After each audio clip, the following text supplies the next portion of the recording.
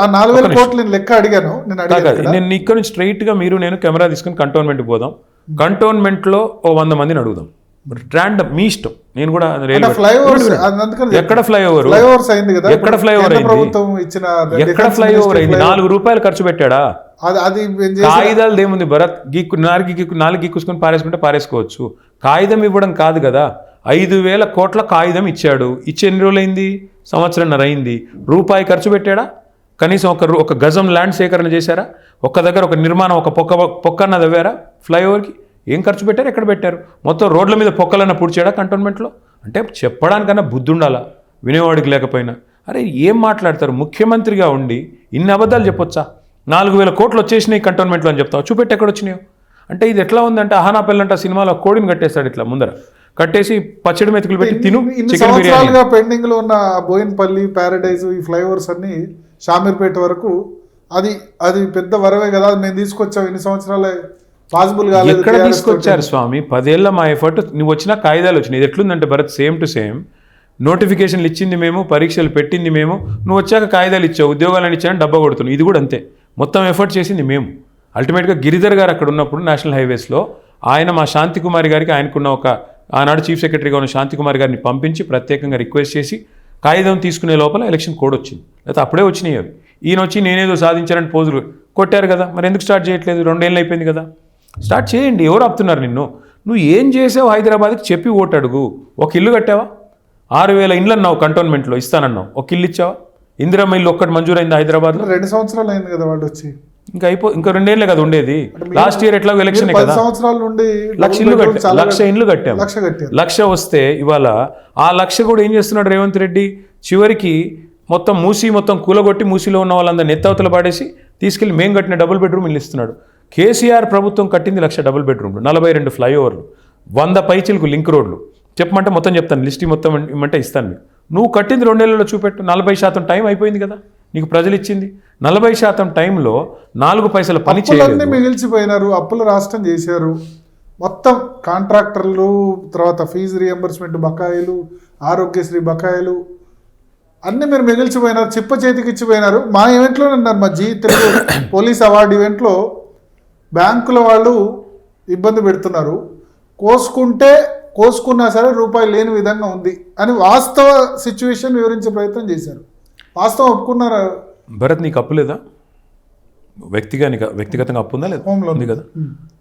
అప్పు లేని మనిషి రాష్ట్రంలో కాదు, దేశంలో కాదు, ప్రపంచంలో ఎవడు ఉండడు. అప్పున్న భరత్, మీరు మీ కుటుంబాన్ని కాపాడే క్రమంలో కుటుంబ పెద్దగా మీరు ఏం చేస్తారు? గుంబనంగా వ్యవహారం చేస్తారు. అప్పు ఉందా అని అడిగితేనే సంకోచించావు చెప్పుకోవడానికి. ఒక సెకండ్ ఆగావు ఉందా లేదని చెప్పడానికి. అంటే కుటుంబ పెద్ద అనేవాడి బాధ్యత ఏంటి అంటే కుటుంబ లోగుట్టుని కడుపులో పెట్టుకుని నడుపుతారు. మేము ప్రభుత్వంలోకి వచ్చినాడు మాకు 82,000 కోట్ల అప్పు ఇచ్చిపోయింది కాంగ్రెస్ ప్రభుత్వం. కానీ ఎప్పుడైనా కేసీఆర్ గారు నాకు 82,000 కోట్ల అప్పు ఉంది, నేను ఎట్లా నడపాలని దివాలా 60 ఏళ్ళు కాదు 90 ఏళ్ళు కానీ ఎందేళ్ళైనది కాదు పాయింట్. మేము వచ్చినాడు ఉన్న అప్పు ఎంత? 80,000 కోట్లు. మేము వచ్చినాక 9.5 ఏళ్ళలో చేసిన అప్పు ఎంత? కేంద్ర ప్రభుత్వం చెప్పింది. బీజేపీ ఎంపీ రఘునందన్ రావు అడిగితే పార్లమెంట్లో ప్రశ్న, కేంద్ర ప్రభుత్వం ఇచ్చిన సమాధానం కంట్రోలర్ అండ్ ఆడిటర్ జనరల్ మొత్తం ఇవాల్యుయేట్ చేసిన లెక్క 2,80,000 కోట్ల అప్పు మేము చేసింది. కార్పొరేషన్ల ద్వారా తీసుకుంది. ఇంకా అడిషనల్గా 2-3 కేంద్ర ప్రభుత్వం చెప్పింది ప్రామాణికమా, లేకపోతే రేవంత్ రెడ్డి ఏనో తలమాసిన సన్నాసి కార్పొరేషన్ ఉంది కదా, కాళేశ్వరం కార్పొరేషన్. ఎంత కామన్ సెన్స్ లేదు ఈ ముఖ్యమంత్రికి అంటే కొన్ని లోన్లు అసలు ప్రభుత్వం కట్టాల్సిన అవసరం లేదు, కార్పొరేషన్లే కట్టుకుంటాయి. ఇప్పుడు మొత్తం పవర్ కార్పొరేషన్లు ఉన్నాయి, ప్రభుత్వం సున్నా, ఆడేం బాధ్యత లేదు, గ్యారంటీ ఇస్తుంది ప్రభుత్వం అంతే, కట్టే అక్కర్లేదు. వాటిని కూడా కలిపి చెప్తానంటే మూర్ఖుడు అనాలా మంచోడు అనాలా? ఇంకోటి కేంద్ర ప్రభుత్వం కంట్రోలర్ అండ్ ఆడిటర్ జనరల్ కంటే రేవంత్ రెడ్డికి తెలుసా ఎక్కువ లెక్క. సిఏజీ అనేది రేవంత్ రెడ్డి పుట్టక ముందు నుంచి ఉన్న సంస్థ. రేవంత్ రెడ్డి గారు రేపు 10 నుంచి దిగిపోయిన తర్వాత కూడా ఉండే సంస్థ. కాకి లెక్కలు ప్రామాణికమా లేకపోతే కాకి లెక్కలు ప్రామాణికమా? ఈ రేవంత్ రెడ్డి అనే పిల్లకాకి నిన్నగాక మొన్న ముఖ్యమంత్రి అయ్యాడు, కానీ కాగనేది ఎప్పటి నుంచి ఉంది? నేను అనేది ఏమంటే 2,80,000 కోట్ల అప్పు కేసీఆర్ గారు చేశారు 10 ఏళ్లలో. నువ్వెంత చేసావు 23 నెలల్లో? 2,30,000 కోట్ల అప్పు.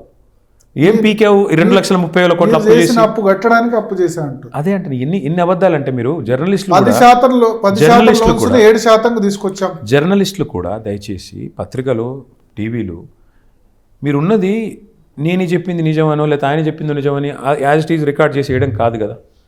నిజంగా నేను చెప్పిన దానిలో వాస్తవం ఎంత ఎప్పుడన్నా ఒక్క జర్నలిస్ట్ అన్న అధ్యయనం చేసే ప్రయత్నం చేస్తున్నాడు? నాకు తెలిసి మీ భయం, అడ్వర్టైజ్మెంట్లు రావు, అనే భయం నాకేం మీకు. భయం లేదు. మరి భయం లేకపోతే ఇన్వెస్టిగేట్ చేయండి. ముఖ్యమంత్రి గారు చెప్పిన లెక్కకు తిప్పి కొడుతూ కాగిచ్చింది. నెలకు ఆర్బీఐ ప్రకారం కాగ్ ప్రకారం తెలంగాణ ప్రభుత్వం కడుతున్న మిత్తి 2,000 కోట్లు.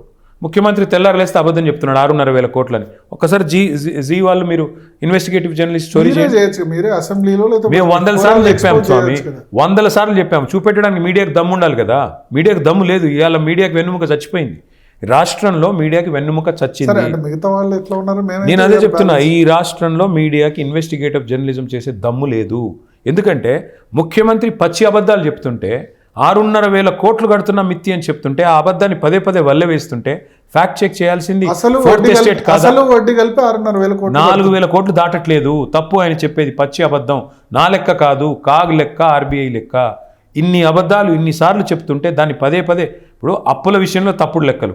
అప్పు జరిగిందే 2,80,000 కోట్లు అయితే ఒక ఆయన 6 లక్షల కోట్లు అంటాడు మంత్రి, ఇంకొకటి 7 లక్షల కోట్లు అంటాడు, ముఖ్యమంత్రి 8 లక్షల కోట్లు అంటాడు. వాళ్ళ ఇష్టం, నోటికి ఎంత వస్తే అంత. ఇవన్నీ కాదండి. నేను ఇంకొక మాట అడుగుతా భరత్. 2,30,000 కోట్ల అప్పు రేవంత్ రెడ్డి ప్రభుత్వం చేసిన మాట వాస్తవం. ఆయనే చెప్పాడు అసెంబ్లీలో. ఏం చేశారు? 2,30,000 కోట్ల అప్పు చేసి తులం బంగారం ఇచ్చావా? 4,000 పెన్షన్ ఇచ్చావా? నెలకు 2,500 రూపాయలు మహిళలకు ఇస్తారన్నావు, అది ఇచ్చావా? స్కూటీలు ఇచ్చావా?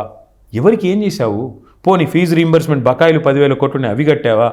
ఆరోగ్యశ్రీ అరియర్స్ ఉన్నాయి, అవి కట్టావా? ఇవన్నీ మీ టైంలోనే ఉన్నాయి కదా. ఫీజు రీయింబర్స్మెంట్, ఆరోగ్యశ్రీ బకాయిలు 2-3 సంవత్సరాల పెండింగ్.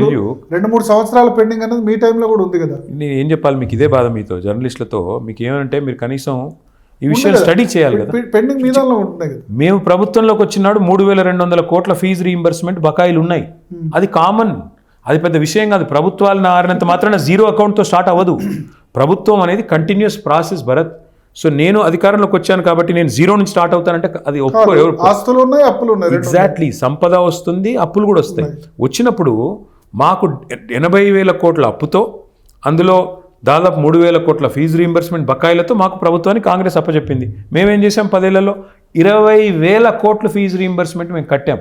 మరి మేము దిగిపోయిన తర్వాత కొంత బకాయి ఉంటే ఉండొచ్చు. అట్లా అని చెప్పేసి నేను ఇవ్వను, అది కేసీఆర్ గారు చేశారు, ఆయన కోట్లు కట్టకపోతే 10,000 కాదు 20,000 కోట్లు అవుతుంది. మేము 10 ఏళ్లలో 20,000 కోట్లు కట్టాం ఫీజు రీయింబర్స్మెంట్కి. నువ్వు 2 ఏళ్ళు ఎంత కట్టావు? 2 రూపాయలు కట్టలేదు. ఎవరిని దానికి బాధ్యం చేస్తావు? నేనేమంటానంటే ఏది చేయకుండా 2 ఏళ్ళు టైంపాస్ చేసి ఒక రోడ్డు కట్టకుండా, ఒక బ్రిడ్జ్ చేయకుండా, ఒక ఇల్లు కట్టకుండా, హైదరాబాద్లో కనీసం ఒక మోరీ కట్టకుండా, 6 గ్యారెంటీలు అమలు చేయకుండా ఈ 2,30,000 కోట్లు ఎక్కడ పోయినాయి అంటారు? మీరు చెప్పండి నాకు. రాహుల్ గాంధీకి మూటలు పంపడానికి ఏమో డబ్బులు ఉంటాయి నెల నెల. మహారాష్ట్రలో, హర్యానాలో, బీహార్లో ఎక్కడ ఎలక్షన్ జరిగితే అక్కడ కాంగ్రెస్ పార్టీకి 100,000 కోట్లు పంపడానికి డబ్బులు ఉంటాయి, కానీ పేదలకు ఇవ్వడానికి డబ్బులు లేవా? మీరు ఇవాళ గమనించండి, హైదరాబాద్లో హైడ్రా పేరిట అరాచకాలు చేస్తూ, బిల్డర్ల దగ్గర వసూలు చేస్తూ, ఆర్ఆర్ ట్యాక్స్ అని చెప్పి ఒక్కొక్క స్క్వేర్ ఫీట్కి 150 రూపాయలు వసూలు చేస్తూ ఎక్కడ పోతున్నాయి ఈ డబ్బులు? హైడ్రాలో మీకు అసలు మంచిగా కనబడలేదా? ఉంది, ఎందుకు లేదు? బతుకమ్మ కుంటను బాగా చేసి చూపించారు. కన్వెన్షన్ దగ్గర డెవలప్ చేస్తారు. కామెడీ ఏంటంటే తర్వాత ప్రభుత్వ భూమి దాదాపు 5,000 కోట్ల రూపాయల వర్త్ ప్రభుత్వ భూమిని రక్షించాం. ఏది గాంధీ గారు ఎమ్మెల్యే గాంధీ గారికి ఏది దగ్గరుండి హైడ్రా ఫెన్సింగ్ పెట్టించింది ఆ భూమి? మీరు చెప్పేది ఏ భూమి? గాజుల రామారంలో 11 ఎకరాల భూమి ఎమ్మెల్యే గాంధీ గారు పార్టీ మారినందుకు నజరానాగా ఇచ్చి ఆ భూమికి కంచె దగ్గరుండి హైడ్రా కమిషనర్, హైడ్రా సిబ్బంది చేసిన భూమి గురించి ఏది చెప్తున్నారు మీరు? కాపాడింది నేను ఒకటే చెప్తున్నా భరత్.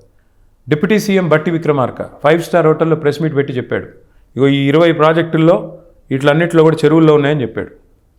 ఒక్క ప్రాజెక్టు కూలగొట్టిందా ప్రభుత్వం? మూసీకి అడ్డంగా మొన్న నీళ్ళు వదిలితే మూసీలో 2-3 ప్రాజెక్టులకు మొత్తం నీళ్ళు వచ్చినాయి. ఆ ప్రాజెక్టు ముట్టే ధైర్యం ఉందా ముఖ్యమంత్రికి, హైడ్రాకి? పొంగులేటి శ్రీనివాసరెడ్డి రాజప్రసాదం మొత్తం చెరువును పూడ్చి కట్టారు. నేను మొన్న మీకు శాటిలైట్ ఇమేజ్తో సహా చూపెట్టాను. దమ్ముందా హైడ్రాకి అక్కడ పోయేది? పట్నం మహేందర్ రెడ్డి ఇల్లు చెరువు మధ్యలో ఉంది, కూలగొట్టే ధైర్యం ఉంది? పల్లరాజు కూలగొట్టేమని చెప్తున్నారు.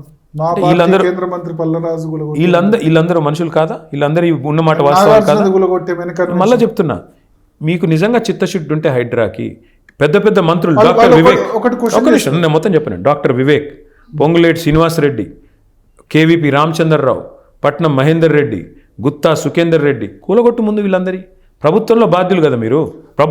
ప్రజల సొమ్ము జీతంగా తీసుకుంటున్నారు కదా. కన్వెన్షన్ విషయంలో ఏం జరిగింది? మీరు అధికారంలోకి రాకముందు హైకోర్టు స్టే ఉంది, హైకోర్టును బేఖాతరు చేసి కూలగొట్టాడు ఈయన.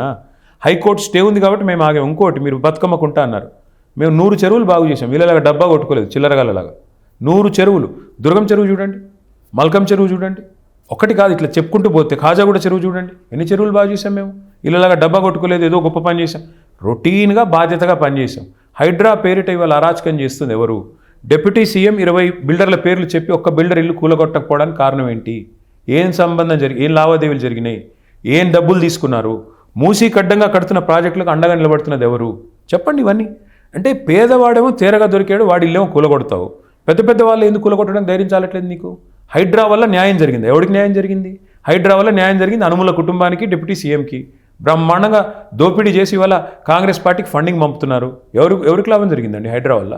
అరాచకం చేస్తూ ఇవాళ రియల్ ఎస్టేట్ కుప్పగోల్పోవడం కారణం ఎవరండి?